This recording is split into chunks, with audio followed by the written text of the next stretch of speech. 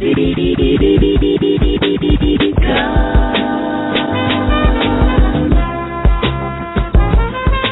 are now in the realm of enlightenment and transformation, as brought to you by the Foundational Friday. Our core aim is to present an experience, an opportunity for your soul to reascend to its place of origin by cultivating a healthier spiritual awareness and emotional maturity. This show serves as a free offering to the greater community and an addendum requirement for all new spiritual training students. For all those listening, if you'd like to move closer to the calculations and fundamental understandings of the New Order, be sure to pick up the book, Grasping the Root of Divine Power. If you desire a spiritual reading to help you map your current spiritual position in the face of your world and learn the greatest pathways for your fortune in this season, you can go to the saduhouse.com.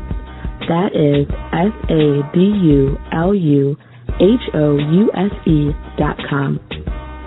You can also go to orishareligion.com to find out how you can become a student and member of the new spiritual order. That's ORISHARELIGION.com. Let us begin. Greetings, everyone. Once again, this is Yuya Asan Anu, Chief Jegna of the Anu Spiritual Order, Head Instructor of the Sadula House Spiritual Center. And once again, bringing you a Foundational Friday session on the Enlightenment and Transformation Blog Talk Radio channel. As always, it is an honor and a pleasure to present to you and to speak to you. For this session, I'm actually broadcasting from the West Coast of North America in the state which has been renamed and known as California. And I just spent some time hiking about a mile through a canyon, and I decided to come to a rest and speak to you all on this glorious day. It's a beautiful day out here. I'm actually sitting near a riverside, so you may hear some water in the background, and you may even hear voices at some point, and the rustling of leaves and the breaking of branches all around me. So I am immersed in a natural environment inside of this canyon, and this is the place that the Most High and the Egun have chosen for us to have this discussion today on this cosmic entity or energy known as Thor. But more importantly, what we're going to be doing is decoding the movie Thor. As I told you before, that this is a month where we'll be decoding the movie Thor, God of Thunder, and really getting into what that means and science that was expressed through that movie. And because most movies, one of the reasons why we're going to do more movie decodings, and I get asked to do this often, and sometimes it's a bit sporadic, so I decided just to put it on the broadcast schedule, and every month we'll tap into a movie that has some information for us, things that we need to be paying attention to, or maybe even latent and subtle messages that those coming out of Hollywood are providing for us.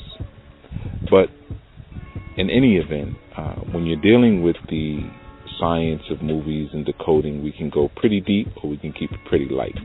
And let's see where this takes us. But first, I'd like to do a little bit of housekeeping. We had a wonderful show this Sunday on our newest Safo, where we got to have a conversation with Iya Nifa Modupwe. I urge you all to check out the archives for that. And coming this Sunday, we'll have Kalindi Iyi, very respected and revered elder, not only in the martial sciences world or martial arts, but also just in the world of African culture and metaphysics. Those who have chosen to be a custodian and teacher of such. He has definitely stood at the vanguard for many years, outside of just giving us more information and bringing further to our awareness the science of African martial sciences and the philosophies, calculations, and the dedication and devotion that goes along with that. So I urge you all to definitely tune in Sunday and check that show out. Also, in regards to, as far as announcement, the radio show, any one of my listeners who may be interested in one of two things or both things, please drop us a line. One of which being, if anyone has any broadcast experience or desires to have some broadcast experience and join the staff for the Enlightenment and Transformation media team that speaks about radio broadcasting, and those who have a desire to also do some film and video, which we are in the process of putting together, please reach out to us. Drop us an email at questions@anunation.org. That's the word questions at ANUNATION.org. Please reach out to us.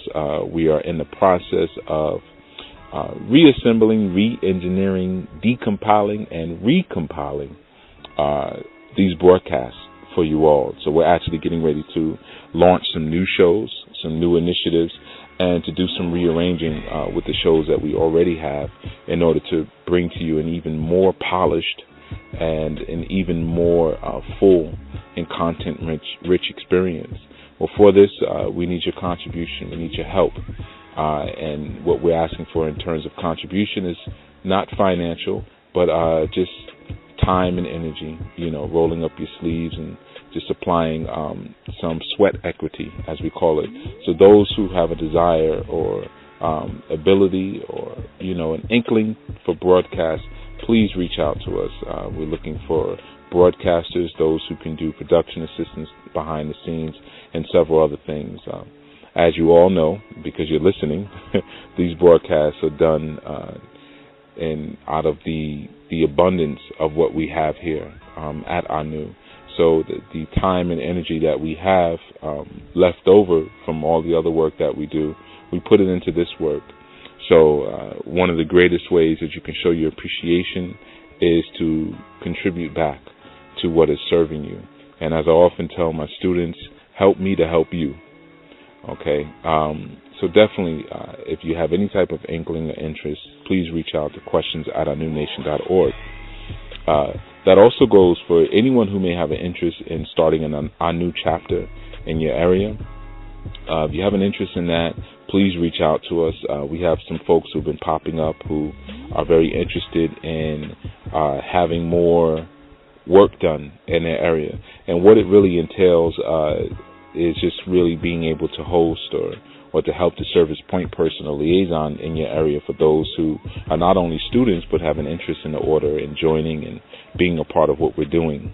Okay, so it will also involve the presence of myself as well as some of the other elder students, maybe monthly, depending on where you're located at, coming out to you and providing personal instruction for you and your group. But more importantly, for those who choose to serve as facilitators, you will be given personal instruction and not necessarily a fast track to the phases, but you certainly will be given more in-depth and extensive curriculum and lessons for you, for those who are contributing in that way. Again, as I often tell students, the more you give, the more I give. This is not just a full on 100% charity on my part, because I could end up doing a lot of running around and not necessarily knowing if the people are being affected as they should. And one of the greatest ways that you can show not only your appreciation but show your development and growth is by cultivating and feeding back into the things that are helping you to grow. So for more information on that, again, you can reach out to questions@anunation.org, or you can send an email to Iyale, which is IYALE at anunation.org. It's Iyale@anunation.org. And you can get more information on being a part of the chapters or even facilitating one of the ANU chapters. One of the beauties of either one, if you're choosing to be a part of the broadcast team or if you're choosing to be a part of the ANU chapter initiative, your tuition will be scholarshiped into the order, meaning that your tuition will be free. You will not have to pay, also meaning you will not have to pay for classes at all. And your spiritual work or readings and things like that are done for you will be humongously, if that's a word, will be discounted, okay, for your contribution, as appreciation for your contribution in the spirit of reciprocity. Okay, so for those who are interested in being a part of the broadcast team or our new chapters, again, not only will you receive special person-to-person instruction by me, as well as other elder instructors, but you will also receive free tuition. All right, so it's just a little bit of announcements and housekeeping that I wanted to put out there before we actually got into our decoding work of the movie Thor, God of Thunder. Now, in our last session that we did last Friday, I actually got into somewhat of the energy of thunder, what it represents metaphysically, and how we can use it, or how it's been used traditionally in order to get certain things done, such as tearing things down or harnessing that concept and that energy of intercourse between the four elements, being earth, water, fire, and air. So thunder represents many things at one time, but also thunder likens itself to, we could say, Owonrin, the sacred Odu of Owonrin Meji, which deals with the caging in of energy, or the encapsulating and the documentation of energy.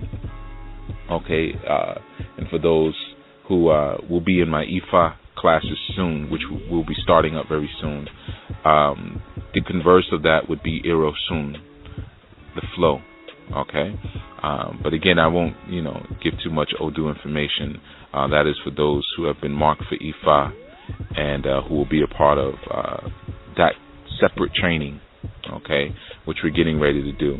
I've heard we've had too many horror stories that have been coming to my desk and on my mat in the past few months. So that is one of the reasons why I'm expanding my services offering and our new services offering, so we could kind of provide more of a shelter and more of a cradle for those looking to learn and those looking to grow. So they may not have to, expose themselves to Awos, Babalaos, Iyanifas who may be of less than compatible character. So that is one of the reasons why that's going on, or that's coming forth in this season, the whole initiation of new information and new knowledge. So let's get into our actual decoding of this presentation and projection of Thor, the God of Thunder.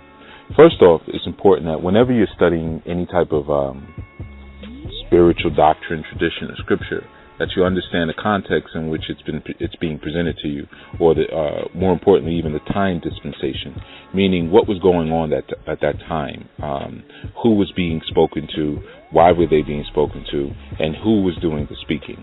Whenever you're studying any type of ancient book, those are the places that you want to start.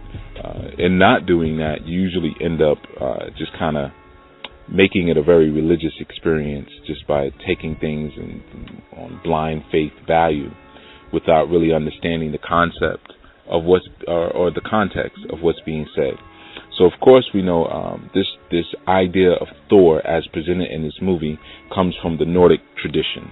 Okay, so not only do we see characters who have a Nordic look to them, but also even the names that are used, okay, come from, again, that tradition. This is one of the big problems that people had with Idris Elba being in the movie, playing the character of Heimdall, him being one who has, melanated roots, and his family coming from Nigeria, and Heimdall being such a powerful character. There was a lot of problems that people had with that character being played by a melanated man. Okay. But as we'll see moving forward with our decoding, that this entire movie should have had a cast that probably more resembled Idris Elba, okay, based on its spiritual, scriptural, ethnic, and philosophical origins, this idea of Thor, or the story of Thor. But we begin this story with the understanding of the domination of what's called the Frost Giants. The Frost Giants. Okay? And at this time, the Frost Giants are pretty much ravaging the planet. They are pretty much subduing the planet in this freezing cold. Okay? And they're terrorizing the planet, the Frost Giants. And what's interesting, and I'm going to do this decoding, but, for the sake of time, I'm not going to speak on every single scene. I'm just going to kind of give us an overview of the movie, because as we move forward this month with our various shows, I'm going to be referring back to scenes. So this is you could say it's going to be an ongoing decoding, all right? And I'll be breaking down names and everything like that. So, but anyway, we have this domination of what's called the Frost Giants, and they're a race of people who live in what's called like a under or a more sub-world in reality, the Frost Giants. And within the understanding of the Nordic mythology, you have what's called the 9 realms, okay? And we're going to address a few of those worlds within that realm. And one, you have where the Frost Giants live, and you have the Midgard. Okay, Midgard is where we would have what's called Earth, and then we have Asgard, and Asgard is where the gods live. Although they do not consider themselves really to be gods, what it actually is that because of their varied form or their varied projection of light and energy, when they appear on the planet, people worship them as gods.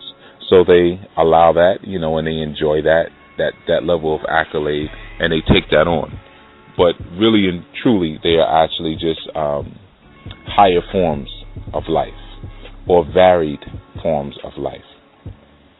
So you have what's called the Frost Giants, and the Frost Giants, they take over Midgard, right? Now, of course, what we're speaking about here, because again, I told you have to look at the context, we're speaking about the Ice Age.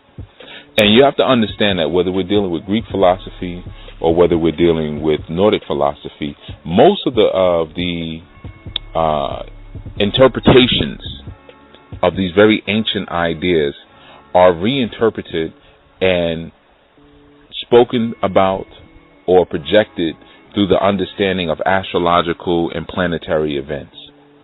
Okay?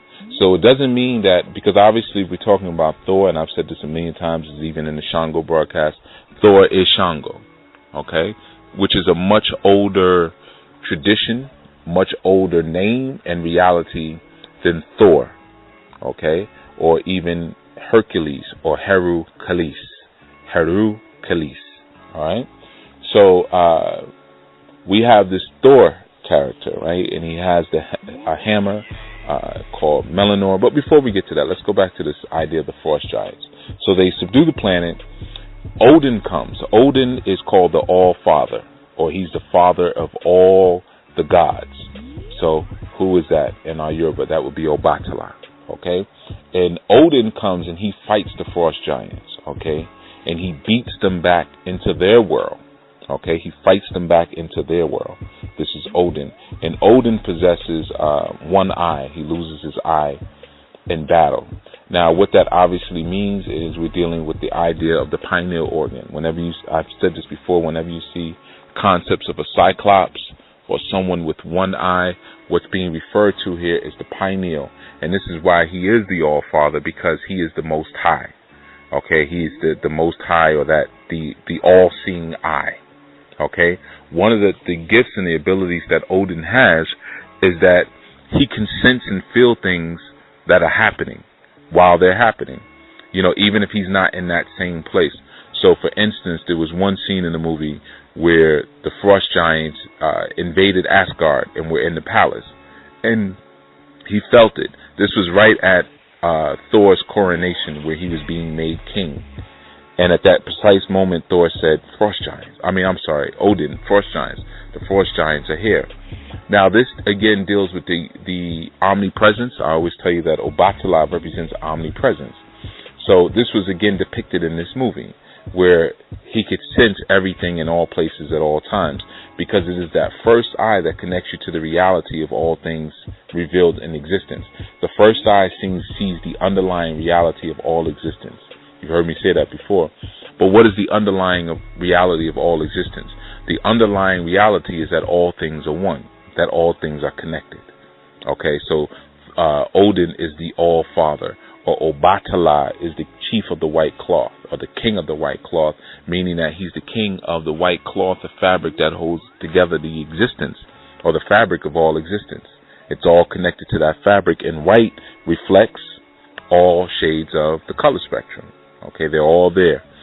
So that is why he is the All-Father. In our Yoruba tradition, Obatala is also called Orishanla. Orishanla, that aspect of Obatala, he is the one, which means the most revered Orisha. He is the one who actually gave the names to all the Orisha, if you didn't know that. So Obatala, Ogun, Oshun, they actually received, and all the other, they received their names from Obatala. I'm not Obatala, I'm sorry, like Oshun, Ogun, Oya, Shango, so forth, and so on. He was the one who actually named them. Now, what's more important here, we understand the beating back of the frost giants, and when you're dealing with the idea of frost, or you're dealing with the idea of freezing, what you're actually looking at is that triple stage darkness that I've spoken to you guys about before, the deaf, dumb, and blind. Okay, oftentimes we're told that hell is a place of burning, gnashing of teeth, eternal damnation and fire. Nope, that's impossible. Hell is a place of freezing cold, because you're frozen in your ways of action. You have only one goal, only one ambition. Okay, hell is a place of insanity, doing the same thing over and over and over again and expecting different results. This is the attributes and the aspects of those who we call to be deaf, dumb, and blind, or in the system of 120, the nation gods of earth. These are the 85%ers. Okay, the deaf, dumb, and blind. They're deaf to their ways and actions, blind to their ways of actions, and they can't understand. They're dumb to their ways and actions. Okay, so this is the science of beating back the frost gods by the use of the pineal, or Odin, or the first eye. Now, his son, he has two sons, Loki and Thor. Loki is an adopted son, or it was a son. Loki is actually a child of the frost giants. Later on, as Loki matures, and we find in Nordic mythology, Loki has a daughter by the name of Hela, and Hela is the guardian over the underworld. Right, Hela, hell. Okay, this is with his terminology. So Hela is the guardian of the underworld, and this is Loki's daughter. Okay, but in any event, so there's two sons, one Thor and one Loki. Loki uses deception, trickery, and magic in order to defeat his enemies, and Thor uses a hammer by the name of Melanon, or Melon. And this hammer is obviously likened to Shango's Oshe, or Shango's double-headed axe, right? And the hammer, through that hammer, he's able to not only channel lightning, but he can blast lightning, so forth and so on. And the only one who can lift the hammer is Thor, because of not only his inheritance, but because the hammer will only attach itself to one of higher character, of a higher caliber of character. Now, this is no different than King Arthur and Excalibur. Right? Excalibur was the sword that was stuck into the stone, and no one could remove the sword. It was given by the Lady of the Lake. Okay, and no one could remove this sword unless they were of a certain caliber. Now, let's get into what this actually means. So the hammer itself, it represents creative ability and potential. Okay, just like Shango's Oshe, right? And just like King Arthur's Excalibur. Now, and we know anything about King Arthur and Cam a lot. Cam. Right? Cam means what? Black. Okay? Coming from Kemet, or Camite, or Kemet. Okay? So King Arthur and Camelot and Merlin, the magician, who always wore purple. Merlin. And he sat around, they were the knights who sat around the round table. Now, if you know anything about European society and culture, you will not find concepts of egalitarianism very often. Now, egalitarianism means where everyone is equal. So why would you have this concept and this idea of a round table? You don't have this concept and idea of a round table. This is something, again, that was stolen, okay? And Excalibur itself, oh, wow, I don't know if you guys hear that, but I don't know if that's a hawk or a vulture, but because I had to walk through somewhat of a desert, too, to get where I'm at. Very interesting place where I'm at right now. I'm actually in a canyon with a mountain at my back and a mountain in front of me. It's like a valley canyon. But in any event, so this may actually be my last will. These vultures overhead, they must know something that I don't know. But, so anyway, so we have Excalibur, we have Shango's O'Shea, we have the hammer of Thor. These all represent the male phallus and creative potential. Okay, that's why Shango is a deity of sexuality, and it's just he's creative energy in motion. Okay, this is why he's a hot energy. When you watch the movie Thor, you see he's kind of a hothead. He's very impulsive, whereas Odin is very calm. He's very cool. Okay, he only yells once a little bit, but then he goes right back. He mainly only speaks in a whisper. Okay, this is our Obatala. So now we have again the idea of this creative force or this creative potential as expressed through this hammer. Okay. And again, the hammer is something that only that Thor can lift. Why? Because it's his penis, it's his phallus. Just like with King Arthur and Excalibur. Now you got to understand something, that King Arthur had his Knights of the Round Table. So let's look at this concept of the knight for a second when we're talking about the co-opting of tradition and the co-opting of spiritual and cultural philosophical understanding. The knight comes straight from the concept and the notion and the name of the Moor, right? Which was not actually the original name for the Moors. We're going to get into that one day. But the knight was actually an honor given to those who were able to not only emulate and typify the character of the Moors who came through Europe at that time, but also it was a name given to the Moors. Because night, it's pretty simple, right? Just use your imagination. Night, darkness, these were black people. Okay, these were melanated men and women, the Moors. Okay, but what's more importantly is that it was always noted that the Moors were the ones who taught the secrets, who taught the mystery systems to those in Europe at that time. So what was put in front of that knight, N-I-G-H-T, was the word K. Okay, and K represented that hidden aspect. The hidden aspect or the hidden or secret knowledge that was offered. That same K or that sound, that K, is where we get Kle from Hercules or Hercules, okay? And it's usually pronounced Hercules, but then you kind of miss what's being said. What's actually really being said is Hercules. And the Kles or the Kles is the hidden and the unknown aspects or the mystery aspects of Heru or Shango. Okay, so again, that idea or that science of the night, it associates itself with the mystery systems that were taught by the Moors to the people in that area. So King Arthur and the Knights of the Round Table, or the Templar Knights, these were sciences that were received from the Moors. Merlin the magician, or Melanin the magician, or the Magi. Okay, again, this is not really an ancient European concept, nor is the fictitious kingdom of Camelot. Okay, very simple. Cam is black, just like Cambodia, just like Kemet. And I guess I'm actually going to make my way out of this canyon, and I'll give more information moving forward. So let's just pause for the cause, and we'll be right back with more on this movie, Decoding and the Science of Thor, the God of Thunder, the movie. For all those in the Southern California area, please check out our Chief Jegna Haru Yuya Asan Anu at Mystic Journey Bookstore on Friday, December 13th at 7 p.m. Pacific Standard Time. He will be hosting a workshop on self-actualization with the cosmic forces of West Africa. In this workshop, you will learn how to self-actualize through the universal energies that govern the laws and character of the cosmos. This workshop is a continuation of the Unleashing of Cosmic Forces of West Africa series that is currently being enjoyed by thousands of listeners on Chief Yuya's popular blog talk radio show, Enlightenment and Transformation. The workshop is Friday, December 13th from 7 to 9 p.m. Pacific Standard Time at Mystic Journey Bookstore, which is located at 1624 Abbott Kinney Boulevard in Venice, California. The cost of this event is $20 at the door. Be prepared to change your life through aligning your spiritual faculties with their corresponding cosmic archetypes.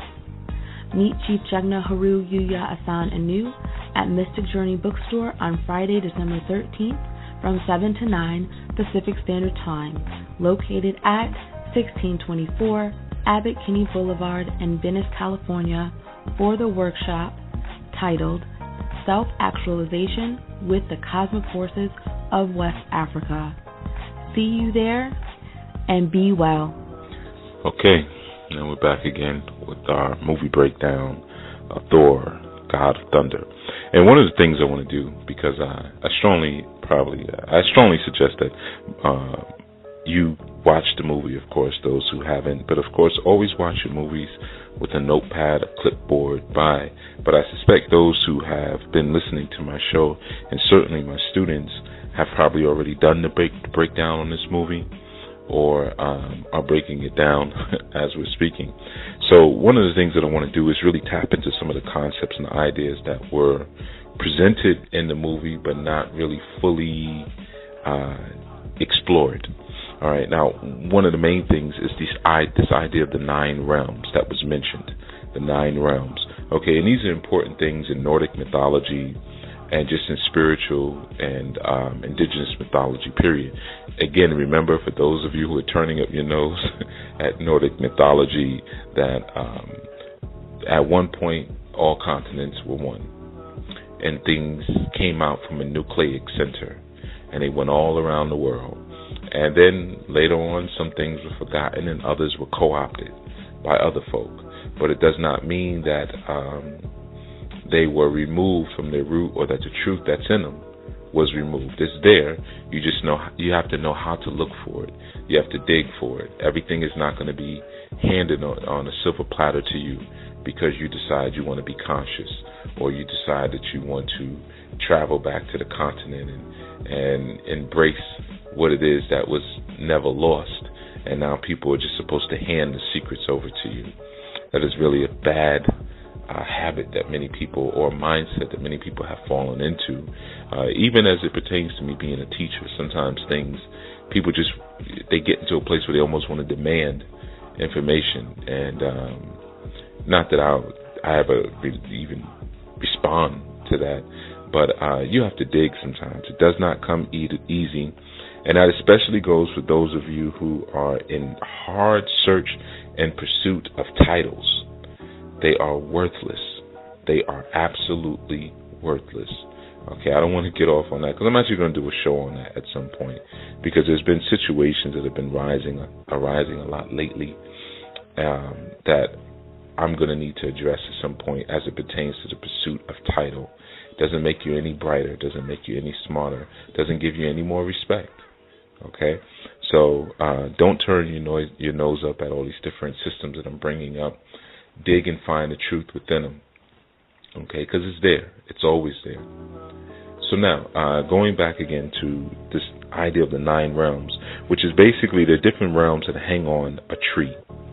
Right? Anytime you see the tree, you're dealing with the tree of life, mystery system, as introduced to us out of not only Kemet, but even the Congolese have a tree of life, the Sangoma, the Yoruba have a tree, this concept of the tree.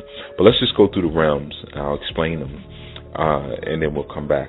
So we'll start with Earth, because that's where most of us physically are, and that realm is called Midgard, as I expressed earlier.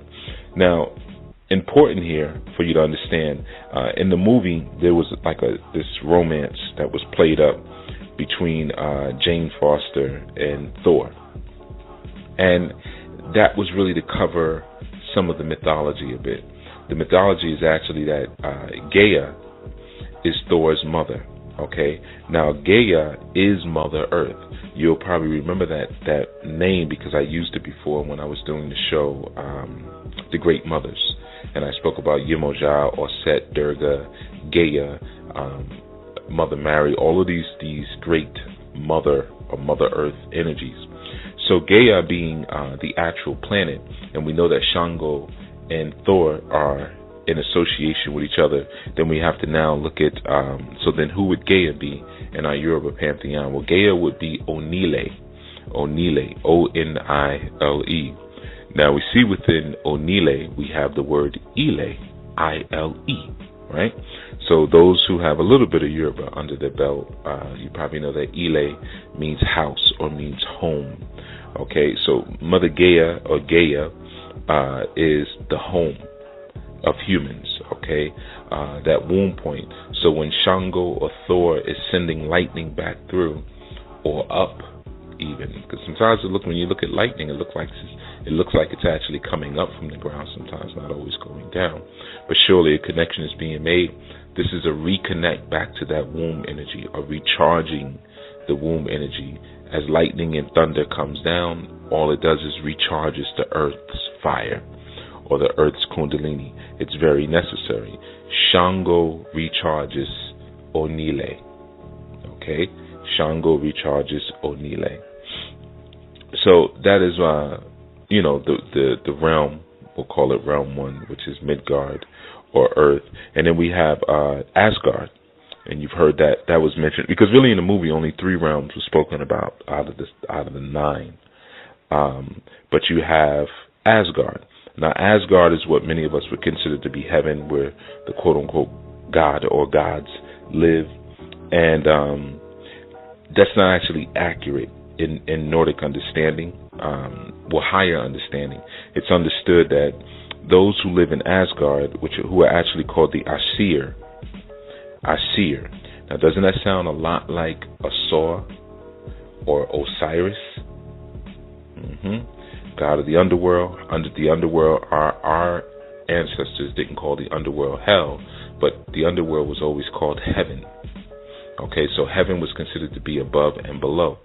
So the Aesir is ruled by Odin. Okay, the one-eyed archetype. But we'll use the term that they use in the movies to not confuse anybody. They use the word Asgard, and the people who lived there were called Asgardians. People like Thor, of course, Odin, Frigga, Amara, Gaia was even up there, Loki, so forth and so on, Sith, the warrior. But they're not all that realm. Now, the thing, going back to the God idea, the God concept, it's not necessarily that they're actually gods. What it is that they're not even immortal. They just age at a much slower rate because time continuum, their time-space continuum works on a different stream. So they're not gods. They're just different. Okay? And they have denser flesh, and their bones are denser. So obviously they're stronger, and they don't take injury in the same way that people who live on Midgard would. So that makes people on Midgard think, oh, they're gods. You see, it's very interesting when we look at, again, that word God or the God concept. What is a God? It could be many things based on your level of understanding. But on Asgard, you have, Asgard is like I want to say you could say a planet. It's like a planet, but on that planet, there's 3 other realms that are within that same space, which we kind of saw in the movie when the frost giants were pushed back. In the beginning, you saw that coal, and then like the camera flipped over, or camera just kept going, and it showed that the frost world was right underneath Asgard. So they were actually connected to the same material mask, right? It's very important. So that means the heaven and the hell are in the same place, connected, right? So you have 3 other realms. You have Vandenheim, Alfheim, and Nidavellir. Okay, and those are the 3 realms that are connected to that same land mass. Okay, but it gives you the idea and the notion that heaven and hell exist within. Because remember, as I said before, God doesn't live in heaven. Heaven lives in God. So if you're God, then that means these realms exist inside of you. So if we're saying by Nordic understanding that heaven is connected to hell, or Asgard is connected to Vanaheim and Niflheim. Okay, so where the frost giants live is connected to the same place that the gods live. Then those things exist and live inside of you. Okay, and of course travel is done through the Bifrost Bridge, which is guarded by Heimdall. That Bifrost Bridge is a rainbow bridge. Okay, very similar to the chakras. How do you get to heaven and hell? Through the chakras. But anyway, very important to understand, because when we're dealing with Odin, we're dealing with the concept of the first eye. And pay attention to that name, Odin. Very similar, we go back to our understanding of Aladdin, right? Aladdin, which we broke down when there was a show I did, I think it was either 2 or 3 parts, where I spoke about Aladdin's lamp and the genie, right? And the deen, speaking about what that deen means, or Allah's deen, or Aladdin, okay? But Odin has in his what's called his sacred vault, which we see in the movie where the source of the force power is. He has all of these different objects, these sacred objects. For instance, he has the casket of ancient winters, which is what we saw. He has we also saw the tesseract, or the cosmic cube, the warlock's eye, the gauntlet of infinity, the eternal flame, Agamotto's orb, and there's the tablet of life, or the tablet of time and life. All of these things inside his vault. So would that mean that if Odin is representative of the first eye, or the guru reality, that all of those different gifts and sacred objects are within your first eye, or in Aladdin's lamp if you rub and polish the lamp? Certainly, that's what's being said. These are the gifts and abilities that you can unlock from within inside of yourself. That endless power source of the Tesseract. Okay, the gauntlet of time and life. All of these things are in your Ori Iwaju. Okay, so now let's go to the third realm, and that's Jotunheim. Jotunheim is with the frost giants. That's their realm. And more importantly, this is where Loki's father, Loki, was the antagonist in the movie. His father's name was Laufey. And Laufey was the king of the frost giants, and it's a cold place. It's very harsh. It's dark all the time. There's no sun. It sounds like the European Ice Age, doesn't it? But in any event, Jotunheim, Heim, anytime you see that in Nordic or Norse language, it means home. So Heim is home. Okay, so you notice most of these realms, they have Heim at the end of it. It's home. And Jotun just means giant, but Jotun is a giant. Okay, but anyway, we'll go so we can get through these. We have and I'm trying to, because my Nordic my pronunciation is a little off sometimes, and I associate the realms typically with something more symbolic or indigenous. So bear with me on my pronunciations. And as you guys know, I don't work with notes. So, but they're pretty close. If you Google them, you'll find them. But you'll have Svartalfheim. Okay, Svartalfheim. And Svartalfheim is very similar to our Malkuth on our Kabbalic tree of life. Even though Malkuth represents the earth, but it's interesting because Svartalfheim is the land of the dark elves, and it's ruled by Malekith. Okay, and it is said that Malekith is cursed, or he's the accursed dwarf. All right, so that's one of the realms, being the fourth realm. And again, I want you to remember that all of these realms exist in the Kabbalic tree of life. The entire Kabbalic tree of life exists inside of your body. So this is similar to when I tell you about the chakras. And I tell you, the chakras, we look at them as these beautiful tools, which they can be, but they are also realms. That's why they're called chakra houses. They're not just called chakra wheels, but they're also called houses. And within those houses, or those realms of each chakra, you have a heaven and you have a hell. So everything is not all good. So one of the other realms is Vanaheim. Vanaheim is where Sif comes from. She's a warrior deity, And we obviously know that Sif is Oya. Okay, Sif is Oya, and Sif and Thor are in a love relationship together, which was played down in the movie. It wasn't really even highlighted at all. So my movie decoding, I'm giving you the background, so when you watch it, you could see little things. What they played up was this romance between Thor and Jane Foster, which, as you know, in most movies is pretty ridiculous when you always have these gods who fall in love with humans. But what it really is because spirit always wants to touch flesh. Spirit always wants to touch the flesh, and flesh always wants to touch the spirit. That is the love relationship that we have with each other, that mutual attraction. But anyway, so we have this character of Sif, and of course she lives in the realm of Vanaheim. Then we have Alfheim. Alfheim is the realm of where you have fairies and elves and those type of, Lord of the Ring type characters. Okay, and that's just another one of the realms.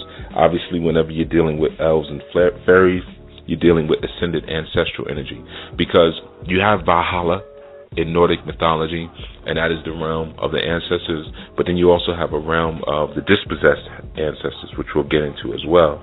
But Alfheim would be like those who've ascended beyond, and now they rule over kingdoms, because it was been understood even in Ghanaian culture, as well as in Sangomic culture, that the fairy kingdom, or what we call fairy, they call them something different, but these are the energies and the entities who rule over the botanical kingdom. So the flowers and the plants and things like that are ruled and governed by what we would call fairies. Okay, so then you also have the underground realm, or the lower realm of Nidalville. Okay, and this is also like a dwarf kingdom, but this is where this would be like the Imhotepian realm. Okay, this is where like Imhotep would be, because all of the weapons, even Thor's hammer, Mjolnir, was made in this realm by two dwarf brothers, and it was really made on a bet by Loki, and Loki bet them, like, if you can make a weapon that's greater than this one and that one and that one, I'll give you my head.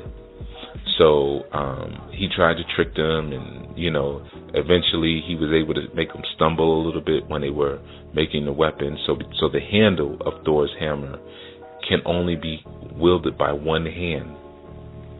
Okay, the handle is shorter than what it should be. It can only be wielded with one hand. Pay attention to that; it's very important.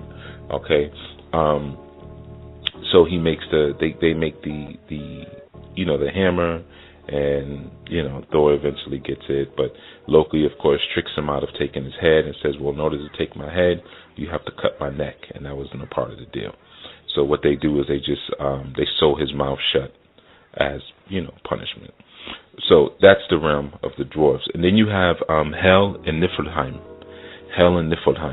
Hel is, and I spoke about this earlier, is ruled over by Loki's daughter, Hela.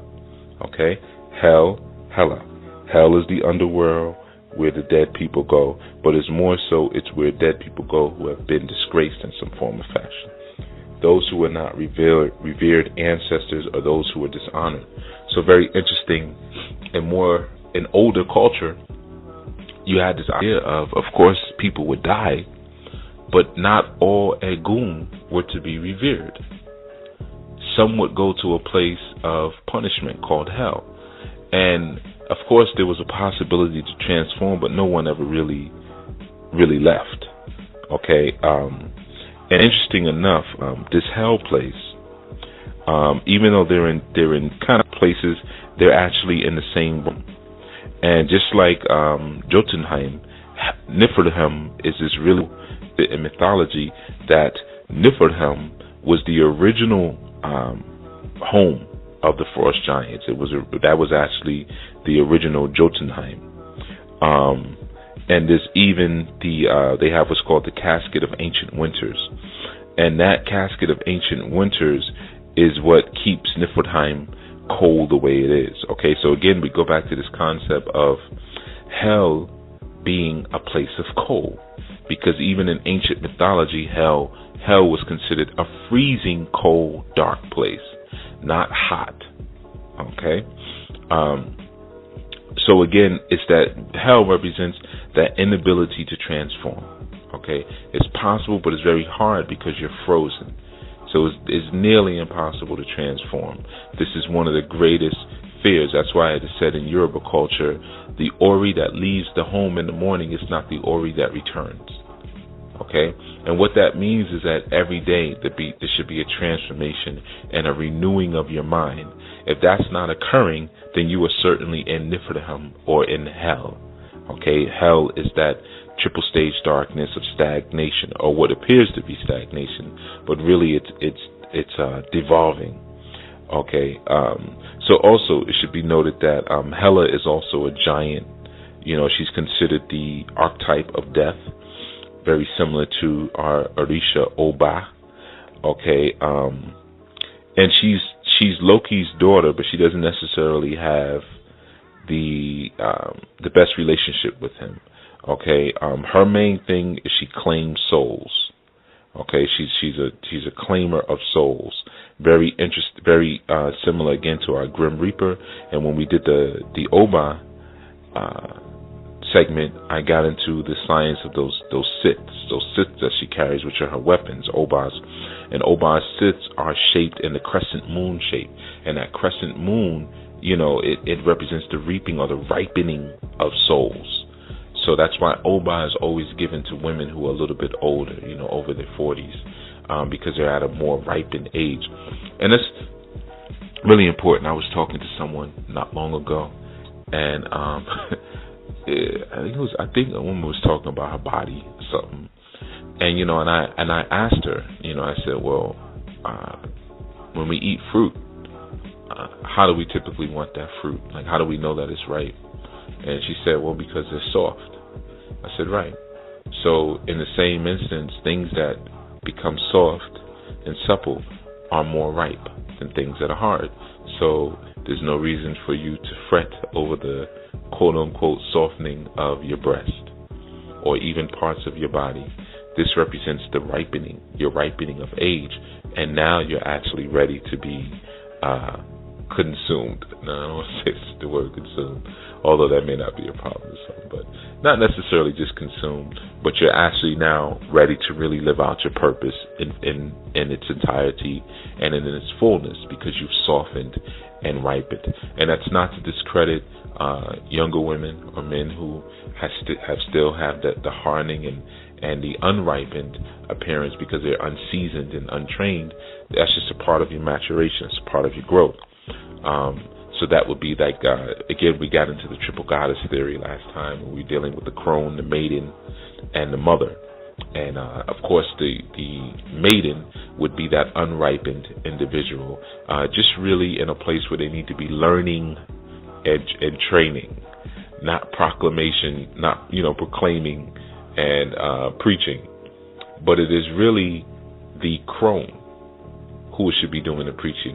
And I had this conversation with someone recently in that regards, and I said, even as it pertains to these Yoruba sciences and those who desire to be Babalawo and Ifa, and you hear me speak about this from time to time, it really takes many, many, many years to be that.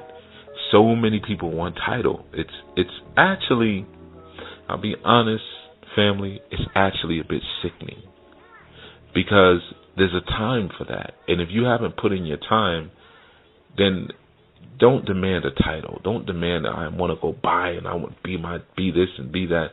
You didn't earn it. And that really comes with the ripening of elderhood.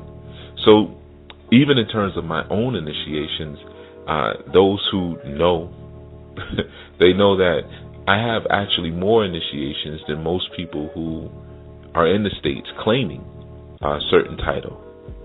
But the fact that I have all these initiations and they were given by proper and right-minded elders, I actually really respect the ripening of old age.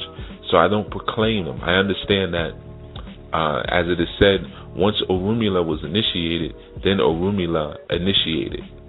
So it not only meant that he initiated his two first students, which were Akoda and Aseda, it doesn't just mean that he went, because it actually says Orunmila initiated himself into Ifa. Orunmila initiated himself and then he initiated. But it means that once Orunmila initiated, he was now ready to begin his initiation. Okay? So the initiation is really a beginning of the beginning. So that's how I even look at myself. I'm still beginning. I don't even have enough gray hairs in my beard yet to really claim, I'd say, the fullness and the total authority of certain titles that many would claim who have less years in, less initiations than I do, and a less honorable and respectable associations with honorable and respectable people. Don't chase title. Okay, so now the ninth realm is Muspelheim.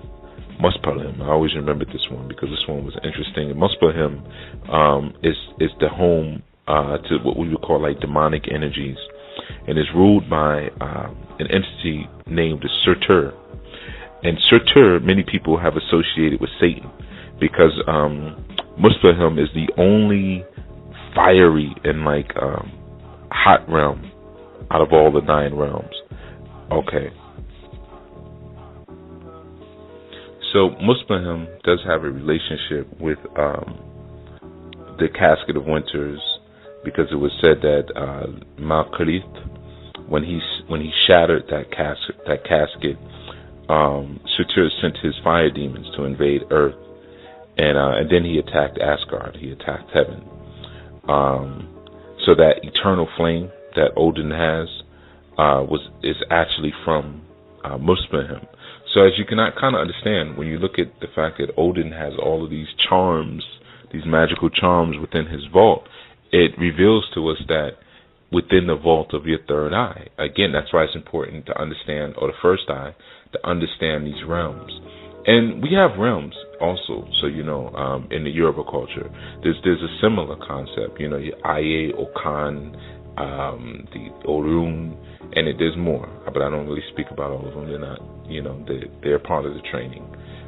But so the concept of a realm is not new, and sometimes they're called different things. Like I said, in this we have 9, but you have others.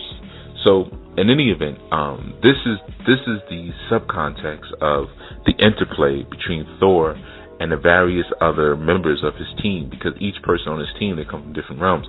Like Heimdall, played by Idris Elba, he's not actually from Asgard. He's, I believe, from Vanaheim, which is the same home as Sif.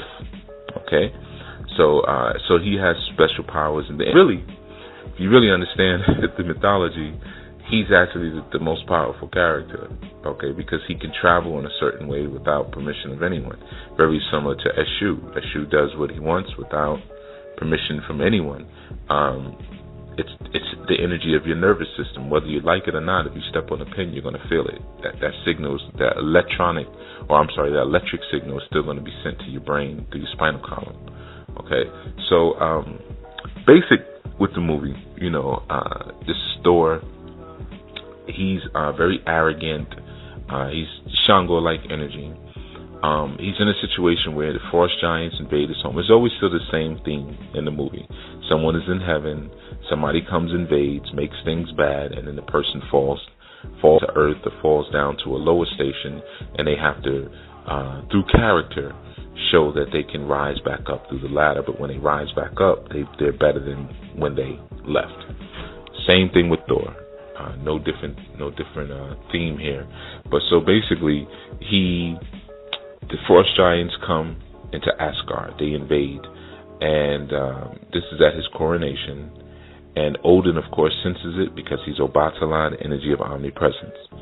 All right, and Thor / Shango, they go and they fight. They beat the frost giants back. Actually, they kill them. They send what's called the Destroyer after them, which is this metal machine.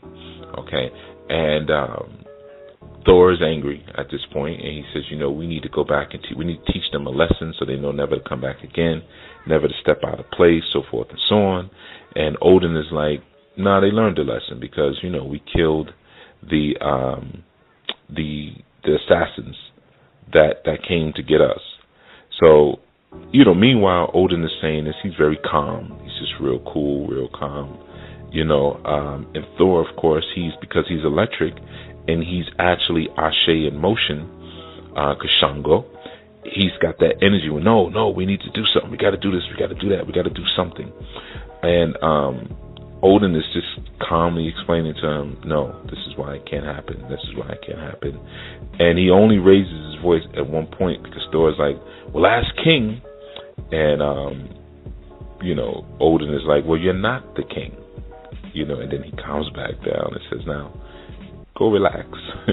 So, of course, Odin flips out. He's flipping over tables, this and that. And his brother Loki is there the whole time. Now, again, I've explained Loki to you all. Loki is no different than Pan or Pineal, all right?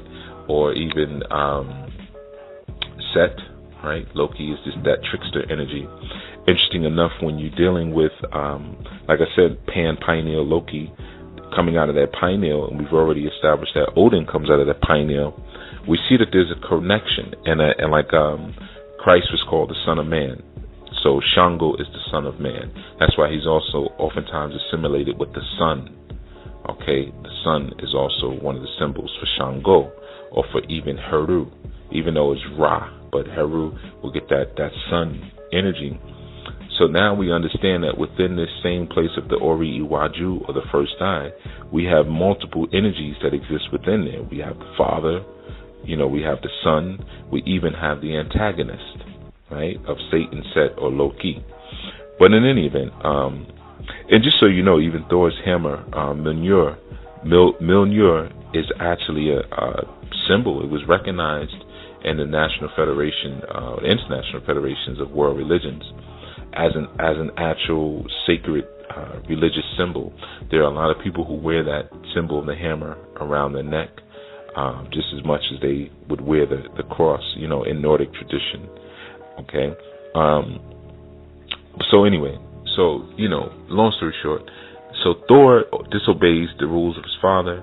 He goes to the world of the frost giants, Jotunheim, and he fights the frost giants, and they're fighting, going back and forth.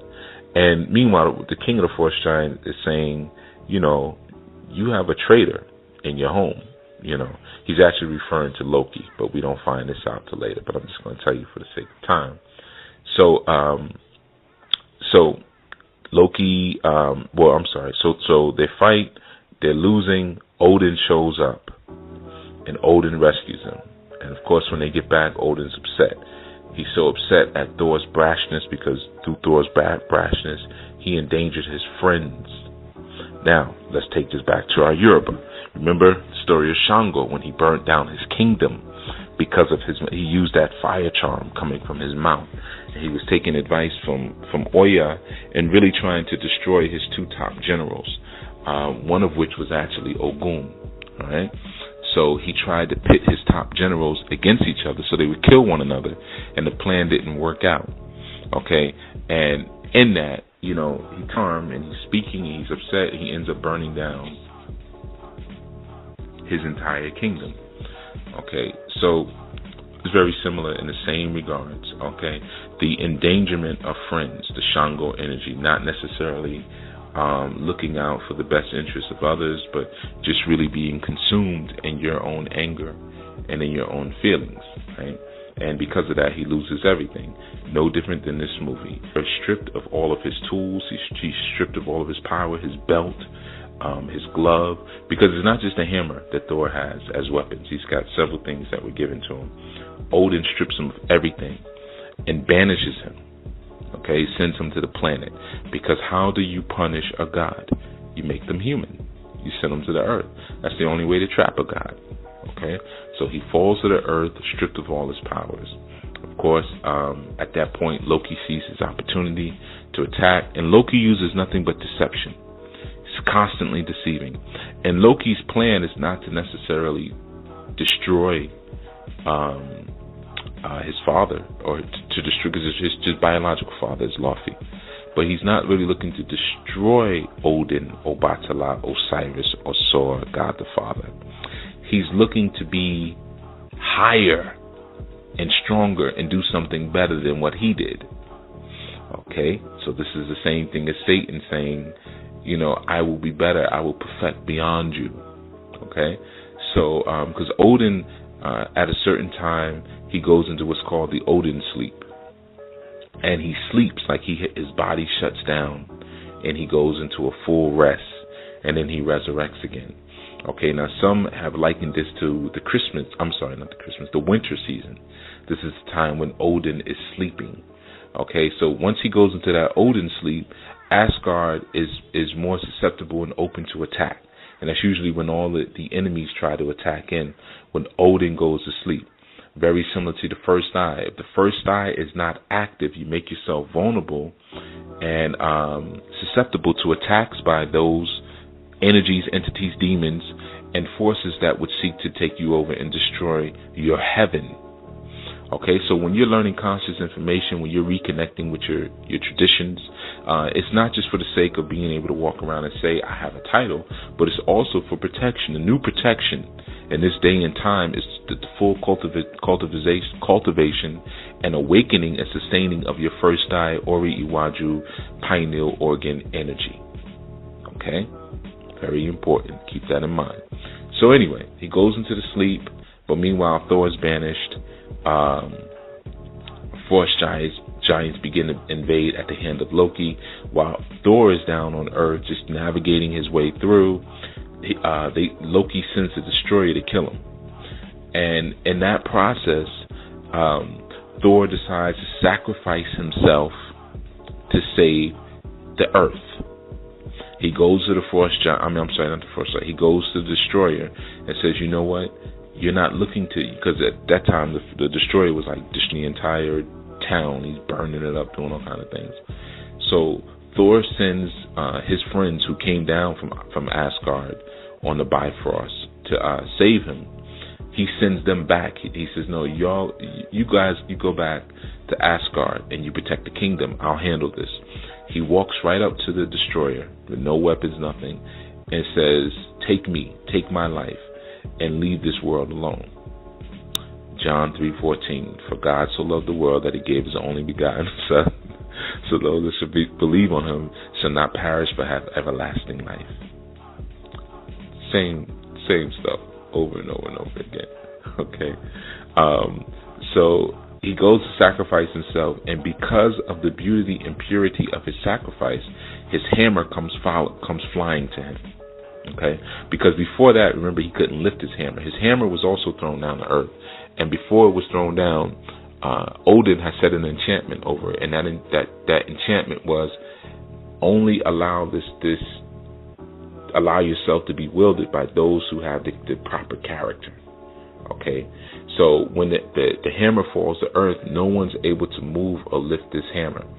And also, the hammer was made from the substance of a dying star. That was mentioned earlier, in the substance of a dying star. Well, what is a dying star? A dying star is a cell of sperm, even, that is now being transmutated through its fertilization process into an egg. Okay? Creative potential. Because in order to create something, you have to negate or destroy something. You have to kill something in order to create something. In order to begin something, you have to end something. Okay? That is what the hammer of Thor is made out of, the material of a dying star. Mjolnir has no match. Okay? So, because creative potential has no match, because you can create anything that you can realize, or that you can believe that you can realize. Okay? So now, anyway, the destroyer hits him, he goes flying through the sacrifice. The hammer comes back to him, as well as all of his gear and his tools, so he can fight now. He ends up beating the destroyer. He destroys the destroyer, and using Odin's magic, really, he gets his way back to Asgard, where he then fights Loki. He defeats Loki, but Loki is really cast into darkness. Okay, and during that time, they're fighting, they're going back and forth, and they fight on this bridge.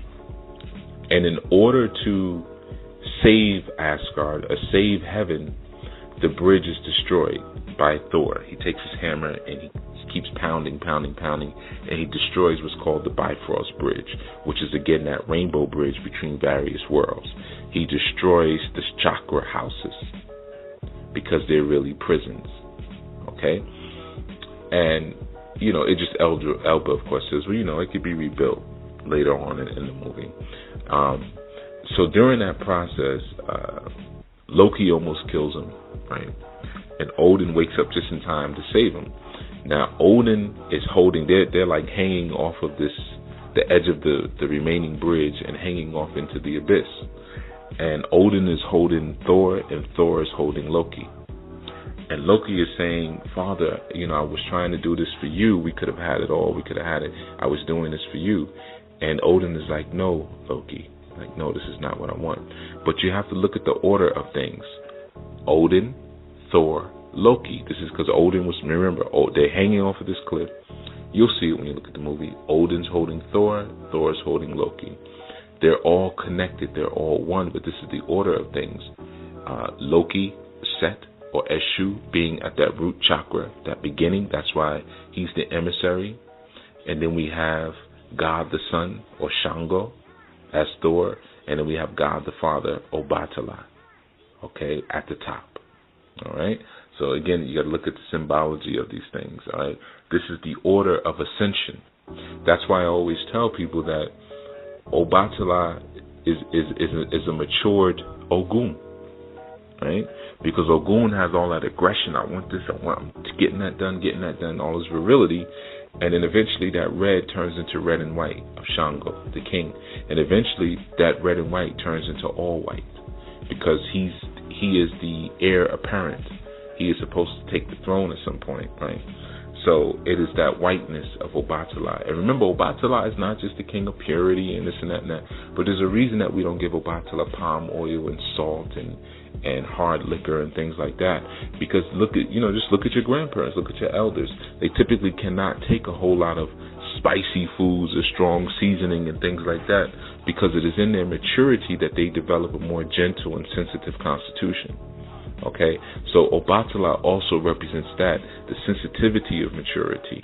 Okay, and even to some degree, the fragility of maturity. All right, that's why we don't give them all of those heavy things. It's one of the reasons. Not to mention the addictive personality that most Obatalas have, the addictive tendencies. But anyway, so this is basic. What's going on. And there's a lot more that's being shared here. Again, with Heimdall being that Zarabanda figure, or that he's an Eshu, he's the only Bode. He's called the gatekeeper in the movie. And as a gatekeeper, he's the only one who can actually see what occurs on every realm. So it makes him so powerful. The gods can't even see what's happening. They have to go to him and say, well, hey, what is this happening? Okay, can I pass and get through? This is all by the work of Heimdall. He stands with a sword, and that sword he puts down into this basic allows people to travel through. Now, if you understand about Eshu or Dudu Okurin, all right, this is the man of outside, the black man of outside who carries the sword. It is said that Eshu has a sword. Sometimes now when we show Elegba, we show him with a cane, but originally that was a sword. And it was always stuck into the ground because he had one hand in heaven and one hand in earth. Same thing, same energy. But Heimdall is more like a cross between Ogun and Eshu. And in our Apollo system, we know that to be Zarabanda.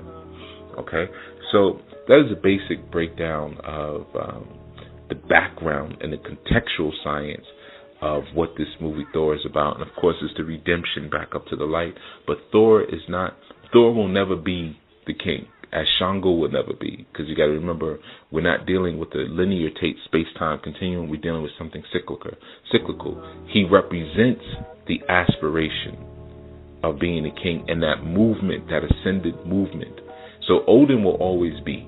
Obatala will always be. He will never retire and say, okay, I'm not going to be Orishanla. I'm not going to be king of the Orisha anymore. Shango, you take over. That's not going to happen, okay? This is what we call like a never-ending story.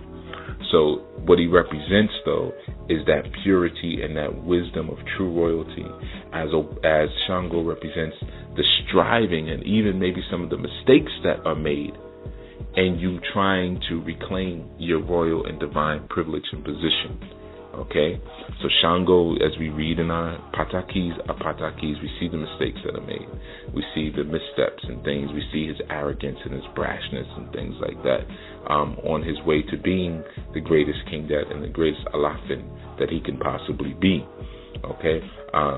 And of course, all the while we have Eshu the trickster kicking the legs from underneath him, but in doing that, sharpening him and evolving him to be a better person, to be a better king.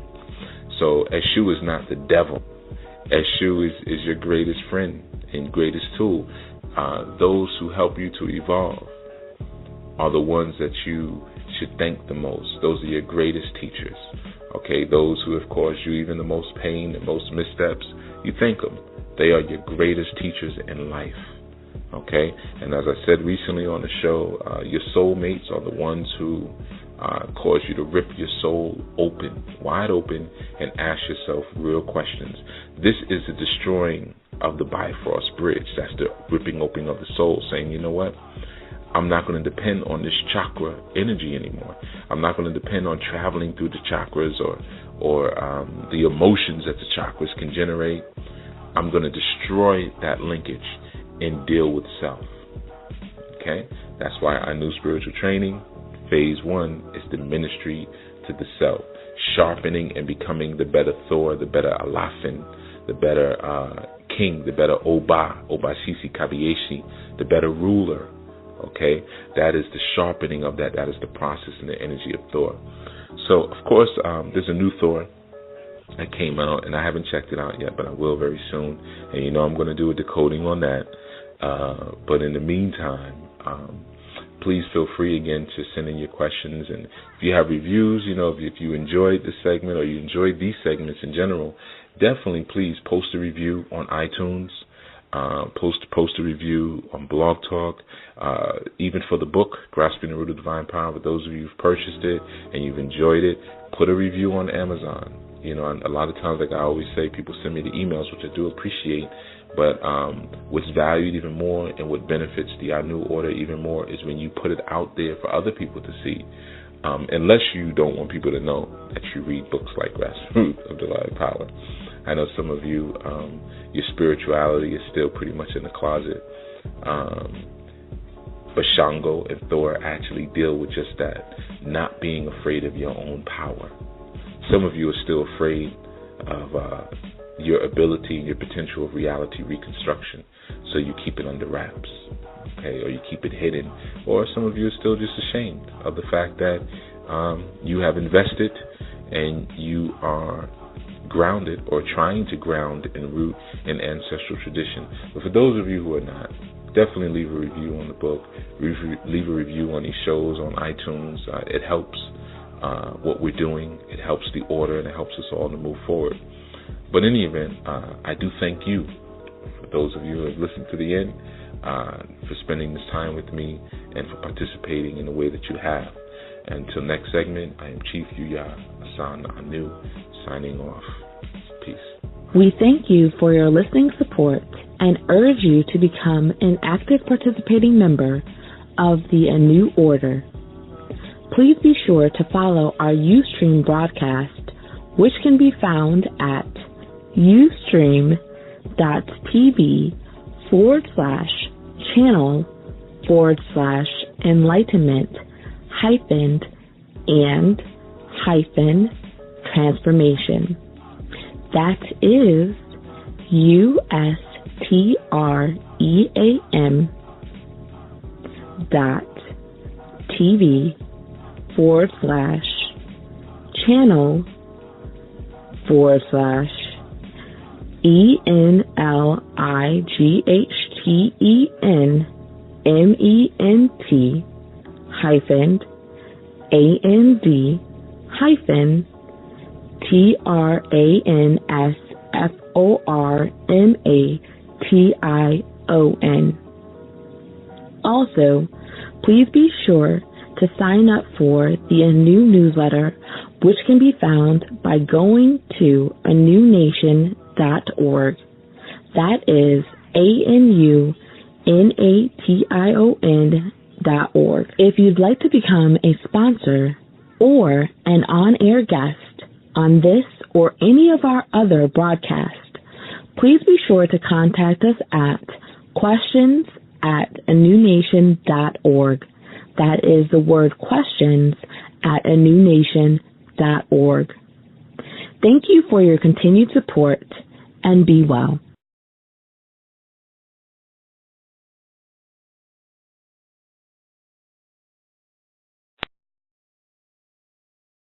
Those who have chosen to be a custodian and teacher of such. He has definitely stood at the vanguard for many years, outside of just giving us more information and bringing further to our awareness the science of African martial sciences and the philosophies, calculations, and the dedication and devotion that goes along with that. So I urge you all to definitely tune in Sunday and check that show out. Also, in regards to, as far as announcement, the radio show, any one of my listeners who may be interested in one of two things or both things, please drop us a line. One of which being, if anyone has any broadcast experience or desires to have some broadcast experience and join the staff for the Enlightenment and Transformation media team, that speaks about radio broadcasting, and those who have a desire to also do some film and video, which we are in the process of putting together, please reach out to us. Drop us an email at questions@anewnation.org. That's the word questions at ANUNATION.org. Please reach out to us. We are in the process of reassembling, re-engineering, decompiling, and recompiling these broadcasts for you all. So we're actually getting ready to launch some new shows, some new initiatives, and to do some rearranging with the shows that we already have in order to bring to only just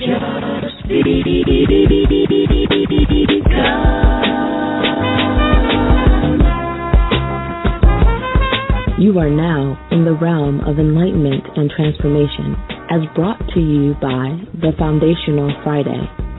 Our core aim is to present an experience, an opportunity for your soul to reascend to its place of origin by cultivating a healthier spiritual awareness and emotional maturity. This show serves as a free offering to the greater community and an addendum requirement for all Anew spiritual training students. For all those listening, if you'd like to move closer to the calculations and fundamental understandings of the Anew order, be sure to pick up the book, Grasping the Root of Divine Power. If you desire a spiritual reading to help you map your current spiritual position in the face of your world and learn the greatest pathways for your fortune in this season, you can go to the saduluhouse.com. That is SADULUHOUSE.com. You can also go to orishareligion.com to find out how you can become a student and member of the New Spiritual Order. That's ORISHARELIGION.com. Let us begin. Greetings, everyone. Once again, this is Yuya Asan Anu, Chief Jegna of the Anu Spiritual Order, Head Instructor of the Sadula House Spiritual Center. And once again, bringing you a Foundational Friday session on the Enlightenment and Transformation Blog Talk Radio channel. As always, it is an honor and a pleasure to present to you and to speak to you. For this session, I'm actually broadcasting from the West Coast of North America in the state which has been renamed and known as California. And I just spent some time hiking about a mile through a canyon, and I decided to come to a rest and speak to you all on this glorious day. It's a beautiful day out here. I'm actually sitting near a riverside, so you may hear some water in the background, and you may even hear voices at some point, and the rustling of leaves, and the breaking of branches all around me. So I am immersed in a natural environment inside of this canyon, and this is the place that the Most High and the Egun have chosen for us to have this discussion today on this cosmic entity or energy known as Thor. But more importantly, what we're going to be doing is decoding the movie Thor. As I told you before, that this is a month where we'll be decoding the movie Thor, God of Thunder, and really getting into what that means and science that was expressed through that movie.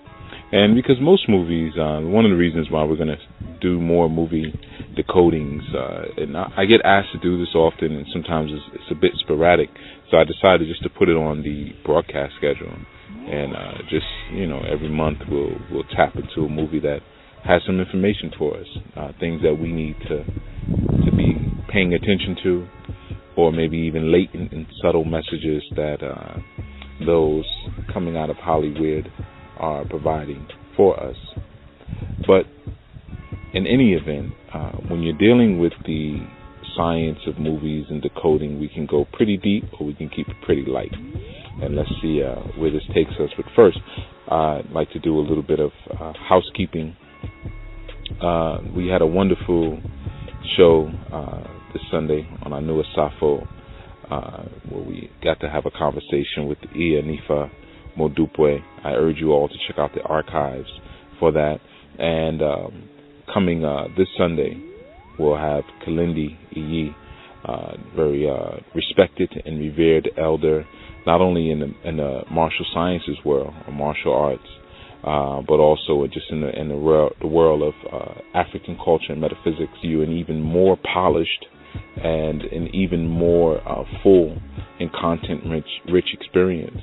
Well, for this, we need your contribution. We need your help.